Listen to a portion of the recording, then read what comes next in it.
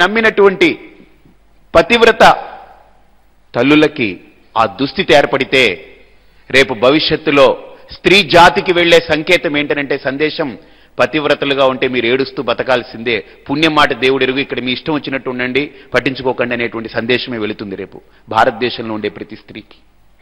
ఈ ప్రమాదం ఉంది. కాబట్టి రామాయణంలో ఈ రెండు పాత్రలకి జరిగినటువంటి ఆ దోషం మనం డిస్కస్ చేసుకోవాలి. అప్పుడే మన భారతీయత ఏంటో, మన భారత హృదయం ఏంటో, మన భారతీయ వైభవం ఏంటో తెలుస్తుంది. భగవద్గీత యుద్ధాన్ని శ్రీకృష్ణ పరమాత్మ ప్రేరేపించాడా, యుద్ధం చేయమని అర్జునుడిని లేపాడా, యుద్ధమే చేయాలనేటువంటి కాంక్షతో అర్జునుడిని రెచ్చగొట్టాడా, లేదా దీని మీద కూడా సమాధానం యావత్ ప్రపంచంలో ఉండే భారతీయులకే కాదు, అన్ని జాతుల వాళ్ళకి, అన్ని తెగల వాళ్ళకి, అన్ని మతాలకి, అన్ని ధర్మాలకి తెలిసి తీరాలి. అప్పుడే కృష్ణం వందే జగద్గురుమవుతాడు. కాబట్టి ఈ అంశాలన్నిటి మీద భారతీయ వైభవము అని ఒక చక్కటి ఒక పొందికతో ఈ పేరుని అమర్చి మన భారతీయ వాంగ్మయాల యొక్క వైభవాన్ని, అందులో మనం ఏ దృష్టితో చూస్తున్నామో ఆ దృష్టిని రోజు సమాజం బయటికి విపరీతంగా ప్రచారం చేస్తుంది. ఇంకా చెప్పాలి అనంటే మనకి ఏదైనా ఒక పండుగ వస్తే, దీపావళి వస్తే మనం కృష్ణుణ్ణి పూజిస్తాం, లక్ష్మీదేవిని పూజిస్తాం దీపావళికి ముందు. కానీ నరకాసురుణ్ణి పూజించాలనే సంస్కృతి ఒకటి తయారైంది. ఇప్పుడు నవరాత్రులు వస్తే అమ్మవారిని ఆరాధిస్తాం, అది మనందరికీ తెలిసినటువంటి పద్ధతి. లేదు, మహిషాసురుణ్ణి పూజించాలనేటువంటి ఒక సంస్కృతి వచ్చింది. అంటే ఏ పండగ వచ్చినా గుర్తుపెట్టుకోండి, ఆ పండగకు ప్యారల్గా, కౌంటర్గా దాని చరిత్రలో, దాని పురాణంలో, దాని ఇతిహాసంలో ఉన్నటువంటి ఒక ఈవిల్ క్యారెక్టర్ని, ఒక నెగిటివ్ క్యారెక్టర్ని హీరోగా తయారు చేసి దాన్ని దైవంగా చూపించేటువంటి ఒక భయంకరమైనటువంటి సమాజం మన చుట్టూ తయారవుతుంది. రేపు మీ మనవుడే, మీ తదనంతరం మీ పిల్లల దగ్గర అడిగి మీ మనవుడు, ఏవండి మహిషాసురుడు కూడా మంచివాడేనేమో, వాడిని ఎందుకు పూజించకూడదు? నరకాసురుడు మంచివాడేనేమో, ఎందుకు పూజించకూడదు దీపావళి నాడు? నరకాసురుణ్ణి స్మరిస్తున్నారు కానీ వాడిని పూజించొద్దంటున్నారు, మహిషాసురుణ్ణి స్మరిస్తున్నారు వాడిని పూజించొద్దంటున్నారు. రామాయణంలో రాముడి గురించి ఎంతసేపు మాట్లాడుకున్నామో రావణుడి గురించి అంతేసేపు మాట్లాడుకున్నాం మనం. కాబట్టి రావణుడు కూడా రామాయణంలో అక్కడక్కడ వాడి మాటలు, వాడి ప్రస్తావన, వాడి మంత్రోచ్చారణ కూడా జరుగుతూనే ఉంది రామాయణంలో. కాబట్టి ఎందుకు రావణాసురుణ్ణి ఒక తెగ వాళ్ళు పూజిస్తారు, రావణాసురుడికి 10 తలలు పెట్టి వాడిని పూజిస్తారు ఒక తెగ. కాబట్టి ఎందుకు మనం చేయకూడదు అని ఒక ప్రశ్న మన భవిష్యత్ తరం నుంచి వస్తే ఏ సమాధానం ఈరోజు ఇక్కడ కూర్చున్న వాళ్ళు, ప్రత్యక్ష ప్రసారం ద్వారా వినేవాళ్ళు, యావత్ ఈ మానవ కోటికి ప్రశ్నార్థంగా మిగిలిపోకూడదు. రేపు నా వారసుడు నన్ను ప్రశ్నిస్తే చెప్పడానికి ముందు నా భారతీయ వైభవం నా ఆత్మ వైభవంగా మారాలి, నా వైభవంగా మారాలి, అప్పుడే నేను చెప్పుకోగలను. కాబట్టి అందుకనే ఈ ప్రశ్నలన్నింటినీ, చాలా జటిలమైన ప్రశ్నలు, చాలా కుటిలమైన ప్రశ్నలు, వీటన్నిటినీ కూడా ఒక సమాహారంగా తీసుకుని రేపు నుంచి ఎల్లుండి ఆ 3 రోజులు కూడా ఒక్కొక్క ప్రశ్న, ఎలాంటి ప్రశ్నలంటే ఈటెల్లా పొడుచుకునే ప్రశ్న. కానీ నేను ఆ ప్రశ్న వేసినప్పుడు నేను కృష్ణుణ్ణి విమర్శిస్తున్నానో రాముణ్ణి విమర్శిస్తున్నానో అనుకోకండి. నేను ఒక విమర్శకుడిగా, నాకేవి తెలియని వ్యక్తిగా, ఒక అజ్ఞాత వ్యక్తిగా, ఒక పామరుడిగా ఆ ప్రశ్న వేసుకుంటాను. ఆ ప్రశ్నకు ధర్మశాస్త్రాల ద్వారా, పూర్వీకుల ద్వారా, మన ఆచార్యుల ద్వారా, మన సంప్రదాయం ద్వారా, ఇటువంటి మహనీయులు పండితుల ద్వారా విన్నటువంటి అంశాలన్నింటినీ క్రోడీకరించుకుని చక్కటి సమన్వయంతో వాటికి సశాస్త్రీయమైన హేతుబద్ధమైన సమాధానాల్ని కూడా మీకు అందిస్తాను. కాబట్టి ఈ 3 రోజులు భారతీయ వైభవాన్ని ఖచ్చితంగా అందరూ ఆస్వాదించండి. మీరు కాదు, మీ పిల్లల్ని కూడా తీసుకొస్తే వాళ్ళకి తెలుస్తుంది. కాబట్టి మన భారత సంస్కారం కూడా దీంట్లో పొందుపరుస్తాం. 16 సంస్కారాలు ఉన్నాయి. గర్భాధానము, పుంసవనము, అలాగనే జాతకర్మ, నిష్క్రమణము, ఇలాంటి పేర్లు, నామకరణము, అన్నప్రాశనము, చౌళము, ఉపనయనము, వేదారంభము, అలాగనే వేదవ్రతాలు, స్నాతకము, పాణిగ్రహణము, అంత్యేష్టి అనేటువంటి సంస్కారాలన్నీ కూడా ఒక్కరోజు మన భారతీయ సంస్కారాలు ఎంత గొప్పవో, మనం ఆచరించే ప్రతి అంశము ఎంత గొప్పదో దాని పట్ల మీ అందరికీ ఎరుకపరుస్తాను. ఒక్క చిన్న విషయం చెప్పి పూర్తి చేస్తాను, ఎందుకంటే సమయం ఆలస్యంగా ప్రారంభమైన త్వరగా విడిచిపెడితే మీరు కూడా దూర భారాలు వెళ్ళాలి కాబట్టి ఎక్కడెక్కడి నుంచో వచ్చారు, అనంతపురం కొంత చాలా ఊర్ల నుంచి వచ్చారు. సో మీరందరూ వెళ్ళాలి కాబట్టి ఒక్కటి, నేనుండేది 10 ఏళ్ళు ఉంటానో 2 ఏళ్ళు ఉంటానో 20 ఏళ్ళు ఉంటానో 30 ఏళ్ళు ఉంటానో నాకు తెలియదు. అలాగని ఇక్కడ ఏ ఒక్కరూ కూడా ఎన్ని సంవత్సరాలు ఉంటామనేటువంటిది సర్టిఫికేట్ ఎవరి దగ్గర లేదు. కానీ ఇట్ ఈస్ డిసైడెడ్. నన్ను ఒక అమ్మాయి మన ఒంగోలులో ప్రవచనం అవుతుంటే ఆ ఎగ్జాంపుల్ మీకు చెప్పి పూర్తి చేస్తాను. ఆ అమ్మాయికి భగవద్గీతలో 6 అధ్యాయాలు కంఠోపాఠం. ఒక ముస్లిం అమ్మాయి, మహమ్మదీయ ధర్మంలో పుట్టినటువంటి అమ్మాయి, 6 అధ్యాయాలు కంఠోపాఠం ఆ అమ్మాయికి. స్వామీజీ, నాకు ఒక ప్రశ్న ఏంటంటే, మా ఇంట్లో వాళ్ళందరూ నన్ను నేర్చుకోమన్నారు భగవద్గీతకి, కానీ మా చుట్టుపక్క వాళ్ళందరూ ఒక మాట అంటున్నారు, ఇప్పుడే ఎందుకు, నీ వయసు చిన్నది కదా, ఇప్పుడెందుకు అన్నారు. నాకేం చెప్పాలో తెలియట్లేదు. ఇప్పుడే నేర్చుకుంటే ఇది కరెక్ట్ కాదు, నీకు వయసు వచ్చినప్పుడు నేర్చుకో అన్నారు. నాకేం చెప్పాలో తెలియట్లేదు. కానీ మా అమ్మకి, మా నాన్న వాళ్ళు ఎప్పుడు నన్ను అడ్డు పెట్టలేదు. ఇదిగో మా నాన్న తీసుకొచ్చారు, ఇక్కడ పోటీ జరిగింది, నాకు ఇలాగ వచ్చింది, నాకు ఇలాగైందని. కానీ నేను అడిగాను ఆ అమ్మాయికి, అమ్మ, ఇతరులకి సమాధానం చెప్పాల్సి వచ్చినప్పుడు గుర్తుపెట్టుకోండి, ఫస్ట్ నేను 100కి 100 పాళ్ళు నేను కన్విన్స్ అయితే I don't need to convince anybody, because my conviction it self makes everybody convince. నేను కనుక నిజాయితీని, సత్యాన్ని కనుక మనస్ఫూర్తిగా నమ్మి ఆత్మార్థంగా దాన్ని ధరించగలిగితే ఆ సత్యం నేను ఎవరికి చెప్పుకో అక్కర్లేదు. నా ప్రవర్తన, నా మాట, నా చూపు, నా ఉనికి ఆ సత్యాన్ని అందరిలో ప్రభావితం చేయగలుగుతుంది. అదే సత్యం. అది సత్యం అంటే నోటితో చెప్పేది సత్యం కాదు, ఆ ఉనికే సత్యం. నేను సత్శీలుణ్ణైతే నేను సత్యం చెప్తున్నాను చెప్పుకో అక్కర్లేదు. తన సత్యత అందరినీ ప్రభావితం చేసేయగలదు. ఆ వ్యక్తి సన్నిధిలోకి రాగానే ఎవడైనా, అరే ఈ వ్యక్తిని దగ్గర మనం మాట్లాడలేం, ఈ వ్యక్తిని మనం ఏమీ రెస్పాండ్ అవ్వలేం, మనం ఈ వ్యక్తిని ప్రశ్నించలేం అనే స్థాయికి నిలబెట్టగలుగుతుంది. బికాస్ ఆ సత్శీలతకు ఉండేటువంటి గొప్పతనం. అదే అసత్యమైతే అవతల వ్యక్తి మనల్ని 100 ప్రశ్నలు వేసేదానికి అవకాశం ఇస్తుంది, మన బేలతనం బయటపడుతుంది. కాబట్టి సత్యత్వానికి ఉండే గొప్పతనం అది. నువ్వు ముందు భగవద్గీత పట్ల నీకు ఆ పూర్తి నమ్మకం ఉందా అని. నాకుంది స్వామి. అయితే ఆ అమ్మాయికి ఒక మాట చెప్పాను, ఇతరులకు చెప్పడానికి నువ్వు ఒక ప్రశ్న వేయి. ఏమండి, నేను పెద్ద అయిన తర్వాత అంటున్నారు కదా, నేను ఎన్నేళ్ళు ఉంటానో ఒకసారి కాగితంలో రాసి స్టాంప్ వేసిస్తారా అని అడుగు. నేను ఎన్ని సంవత్సరాలు ఉంటానో, సో ఎన్ని సంవత్సరాల తర్వాతే నేను ఈ భగవద్గీత నేర్చుకోవచ్చో మీరేమైనా కన్ఫర్మ్గా లెటర్ రాసి ఇస్తారా, మీ స్టాంప్ వేసి సంతకం వేసి. ఎందుకనంటే అదొక్కటి చేయలేరు ఎవడైనా ఈ లోకంలో, ఏదైనా చేయగలడు. ఎందుకని వాడికే వాడి మీద నమ్మకం లేదు ఎంతకాలం ఉంటామనేది. అందులో ఇప్పుడు మొదలైంది, ఈరోజు డిసెంబర్ పోయి ఇప్పుడు 2012 జనవరి 1 వచ్చిందే. ఇప్పుడు ప్రతి నెలకు ఒకసారి డిసెంబర్ 21వ తేదీ యుగాంతం, డిసెంబర్ 21వ తేదీ యుగాంతం, డిసెంబర్ 21వ తేదీ యుగాంతం. అందరికీ గుండెల్లో రైళ్లు బయలుదేరుతున్నాయి. కాబట్టి నేను అన్నాను, నువ్వు అడుగమ్మా ఎవరినైనా, ఎంతకాలం నేను ఉంటానో నాకు ఒకసారి ఇస్తే నేను దాని తర్వాత నేను మీరు చెప్పినట్టు చేస్తానని.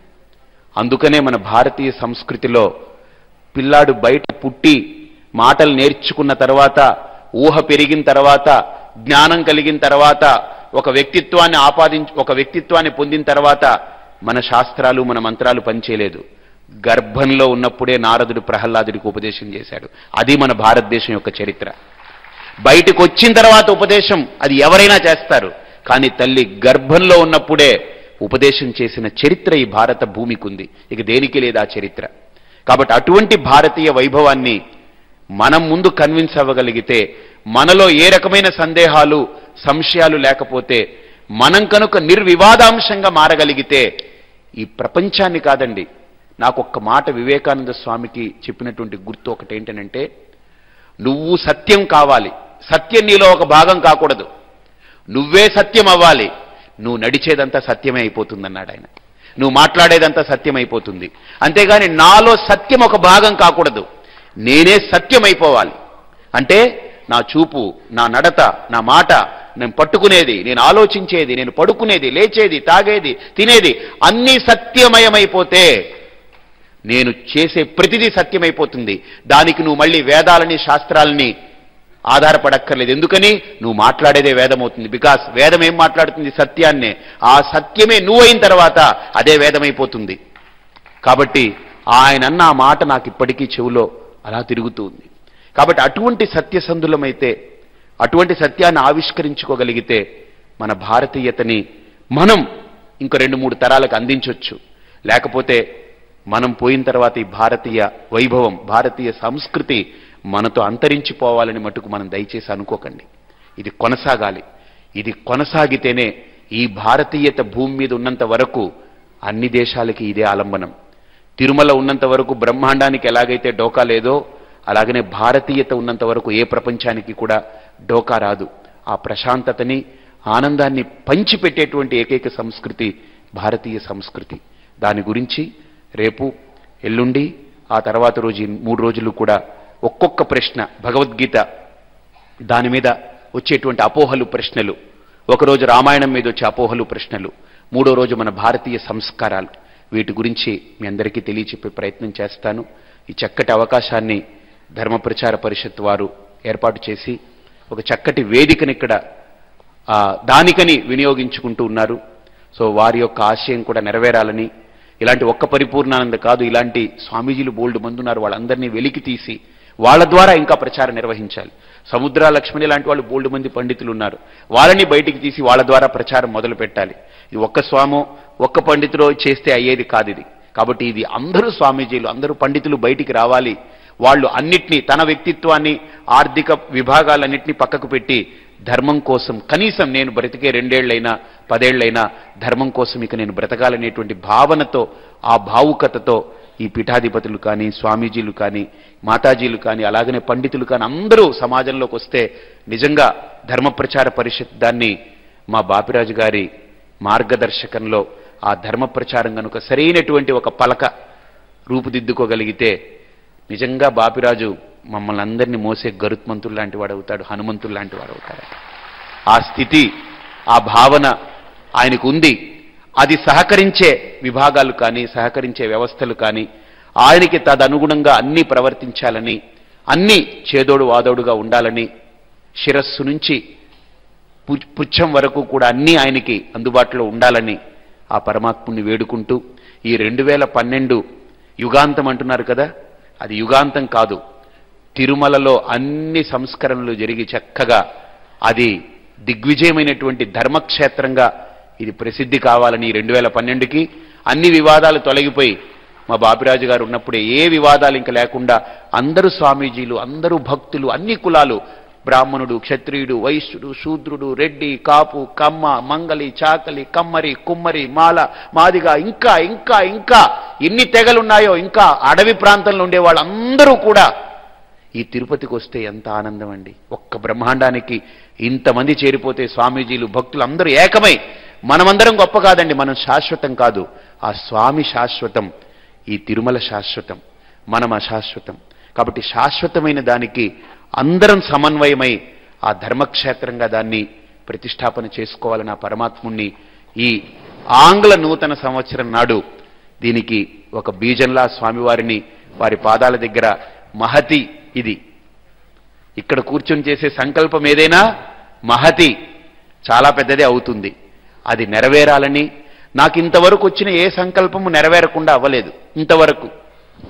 కాబట్టి ఈ సంకల్పం కూడా 2012లో ఇది శ్రీకారమై స్వామి హాయిగా ఆనందంగా ఇంకా మనందరినీ కలుపుకుని అన్ని వర్గాలని, అన్ని వర్ణాలని ఒకటిగా చేసి ఈ హిందూ ధర్మము వసుదైక కుటుంబకం అయం నిజః పరో వేత్తి గణనా లఘుచేతస ఉదార చరితానాంతు వసుదైవ కుటుంబకం అవ్వాలని, అది 2012లో జరుగుతుందని అందరూ స్వామీజీలు, మొన్న స్వామీజీలు చాలా మంది కూర్చున్నాం, డిస్కస్ చేశాం.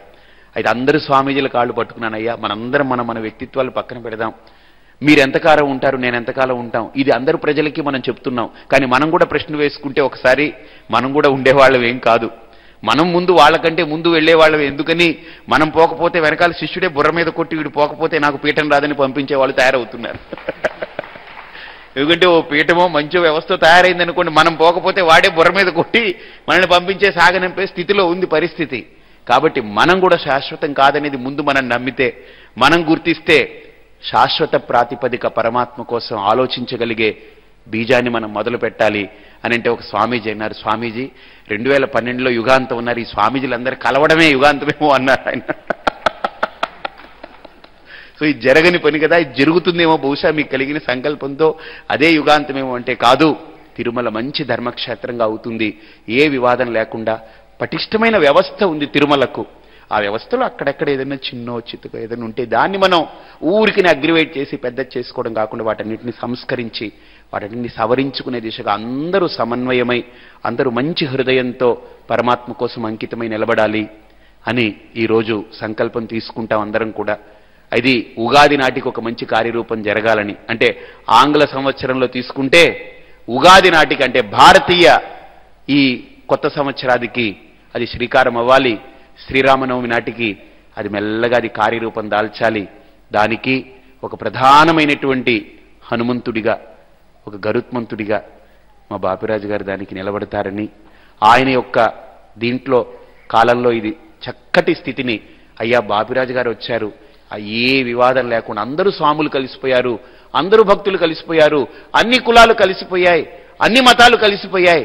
బ్రహ్మాండంలో వెంకటేశ్వర స్వామి యొక్క గొప్పతనం అంటే ఇదేనేమో, అయ్యా బాపిరాజు గారి యొక్క ఆ సమయంలో జరిగింది అని. తిరుపతిలో వెంగమామ పేరు ఎలా ఉందో, లేకపోతే సాళువరాజు గారి పేరు ఎలా ఉందో, అలాగనే ఈ రాజుగారి పేరు కూడా అలాగ సువర్ణాక్షరాలతో లిఖించబడాలని నేను ఆ పరమాత్ముని కోరుకుంటూ ఈ రోజుకి సెలవు తీసుకుంటున్నాను. స్వస్తి. ఓం నమో వెంకటేశాయ. తిరుమల తిరుపతి దేవస్థానములు హిందూ ధర్మ ప్రచార పరిషత్తు ఏర్పాటు చేసిన ఈ 4 రోజుల ఉపన్యాస పరంపరలో మనమందరం పరిపూర్ణ మానవులం కావాలనే ఉద్దేశంతో భారతీయ వైభవం అనే అంశాన్ని స్వీకరించి శ్రీ స్వామివారు ఇవాళ ప్రాతిపదిక రూపంలో అందించినటువంటి ఈ అంశానికి ధన్యవాదాలు చెప్తూ వేదిక మీదికి శ్రీ కనుమూరి బాపిరాజు గారు విచ్చేసి శ్రీ స్వామివారిని సత్కరించాలని అభ్యర్థిస్తున్నాము. తిరుమల తిరుపతి దేవస్థానం చైర్మన్ శ్రీ కనుమూరి బాపిరాజు గారు, తిరుపతి సంయుక్త కార్యనిర్వహణాధికారి గారు శ్రీ పి వెంకటరామరెడ్డి గారు ఇద్దరు ఇచ్చేసి శ్రీ స్వామివారిని సత్కరిస్తారు. ఇవాళ అపూర్వమైనటువంటి ఉపన్యాసం ఒక పునాది, ఒక ప్రాతిపదికగా భావిస్తూ శ్రీ స్వామివారు ఈ చిరు సత్కారాన్ని స్వీకరించవలసిందిగా అభ్యర్థిస్తున్నాం.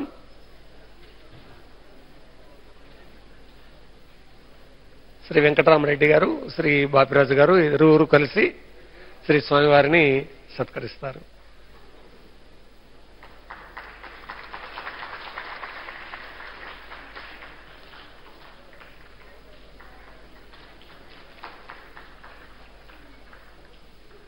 విచ్చేసినటువంటి భక్తకోటికి ఇంతసేపు స్వామివారి అమృత సందేశాన్ని గ్రహించి రేపు మళ్ళీ భగవద్గీత, రామాయణం, భారతం, భారతీయ సంస్కారాలు లేదా షోడశ సంస్కారాలు ఇలాంటి అంశాలన్నీ మనం అధ్యయనం, అనుశీలనం, పరిశీలనం చేయడానికి సంసిద్ధమై వస్తాం. అలాంటి మానసికత్వాన్ని భావిస్తూ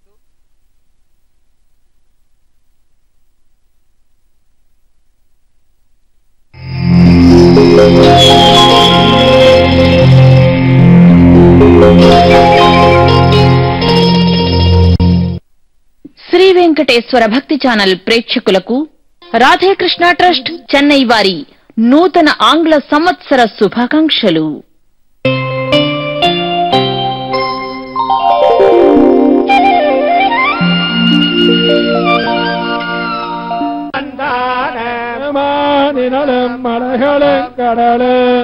வானவன் பானவருளகன் துண்ணுமாயிருளாய் துளங்கொலி சுருங்கி கொல்லை நான் மறைகளும் மறையானவர்க்கம் முனிவர்க்கம் நல்கே திரங்கிருள் இளங்கடம் நாளன்னமாயன்ன கருமர பயந்தான் அரங்கமாநகர வந்தானேருங்குண்ணு முன்னு மொத்தாக மாதுடு மதனுடு மலவே ஆயிரம் பௌவம் பகடு வெண்டடரா படிதிடவிதும் பிடைப்படரா திங்களென்றுடரம் தேவரம் தாமுடன் திதைப்பாம் ஆயிரம் தோளால் அலைகடல் கடைந்தான் அரங்கமாநகரமந்தானவர் நினைந்தாள் இரணிய நிலங்க போனகளம் பொங்கு வங்குருது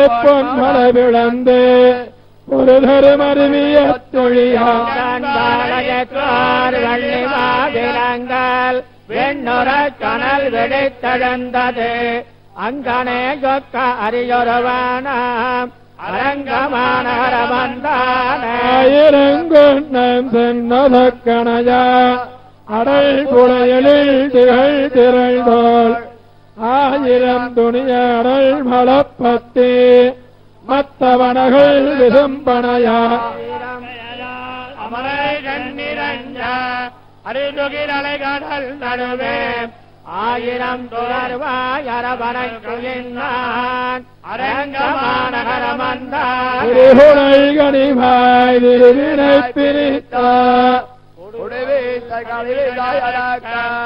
திருவிழத்திலங்கு மணிபொடு பொடி செய்து இலங்க வாழ்வடைப்பதற்கென்று மறிகடல் நெறிமணம் மலையாள நிகூடம் கொண்டலைகடலைத்தான் அரங்கமாநகரமந்தாய் ஒருகாலுடையவே ஒருவனாய் உலகில் சூழிமால் யானை துயர்கெடுத்து இளங்க மலங்க நடுசரம் துறந்து கருளே பகலவனொழிகடா பகலேயாதிகான் அண்ணன் மறைத்தான் அரங்கமாநகரமந்தார் முளையோன் பிள்ளையாய் முருகால் பெருநிலம் விளங்கி பழுமிழ்ந்த வாயனாய் மாலாயாளில வளர்ந்து மணிமுடிவானவர் நமக்குச் சேயனாய் கணியனாய் வந்த எந்தின்றுயரக்கம் ஆயனாயன்ன குன்னமன் நடத்தான் அரங்கமாநகரமந்தாமணியம் முத்தமம் சுமந்து பொருளிடமானதி உடலோட அன்னமாலுடவமலை உடலோட அரங்கமாநகரமர்ந்தான மானவே கலியன் வாயொலிகள் அந்நியவனவல் வானுமார் நாளும் பழவினவத்தரப்பார் முத்தமம் சுமந்து ஒரு தினமானதிபுடல் அன்னமாலுடவமலைபுடல் அரங்கமாநகரமர்ந்தான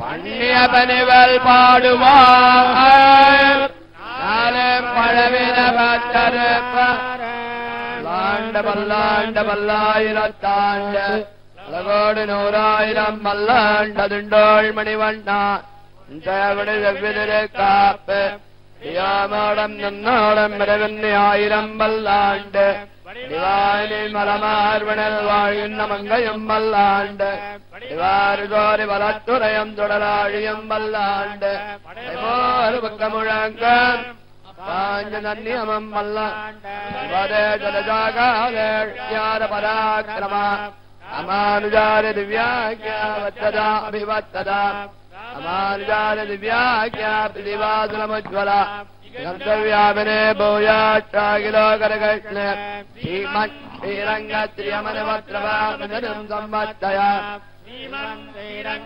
യമനമത്രപാനിധനം സമ്മത്തയാ മസ്തൈരുണാധാര ഉന്തേ നഗരജന്മന സാഗലത്തമനമപ്രാപ്ത കൈങ്കര്യാചാരണ ഈശൈല ജലയാഭാത്രം ദീഭക്താരി ഗുണാന്തവം ഇന്ദ്രപ്രവണം വന്ദേ രമ്യജാമാതരം പുനഃ അടതലവായി മുഴപ്പിള്ളை മാരകവാൽ വാഴും മവാളമാമുനിവൻ വാഴിയവൻ ஆரண்டிரவாய் மொழிப்பொருளை மாநிலத்தார் தேரம்படி உரைக்கந்து யதாமலச்சாளின வாழிய எலவாடி திருநாபி வாழிய யமால்பம் பொறினோலும் வாழிய தரத்திரத்தோளின வாழிய യമേന്ത്യമുക്കോലും വാടിയ പൊങ്ങിയ കണ്ണിന വാഴിയ രമണവാളമാമിനെ വാഴി പുകഴ് വാഴി വാഴിയ യാറുകൾ വാഴ രംഗനകർ വാഴ ഗോപൻ